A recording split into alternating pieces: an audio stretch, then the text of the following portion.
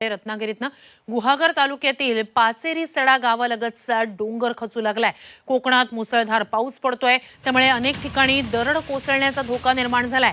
पाचेरी सडा गावाजवळील डोंगर खचतोय, त्यामुळे या डोंगरालगतच्या नागरिकांचं सुरक्षित स्थळी स्थलांतर करण्यात आलेलं आहे। दरम्यान या ठिकाणी भूस्खलनामुळे गावाला पाणी पुरवठा करणारी टाकी ही खचली आहे, त्यामुळे ग्रामस्थांना पाणी टंचाईचा सामना करावा लागतोय।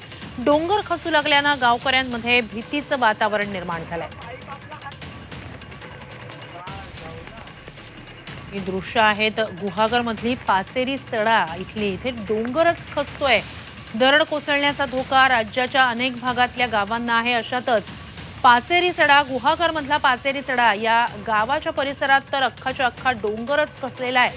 पाण्याची टाकी सुद्धा त्यामुळे त्याचं नुकसान झालेलं आहे। त्यामुळे पाणी पुरवठा एकीकडे विस्कळीत या गावाचा झालेला आहे, दुसरीकडे डोंगर खचतोय, त्यामुळे इथल्या घरांना धोका आहे। आता इथल्या नागरिकांचं सुरक्षित ठिकाणी स्थलांतर करण्यात आलेलं आहे। मात्र मुसळधार पावसाचा हा असाही परिणाम आपण गुहागरमध्ये पाहतोय।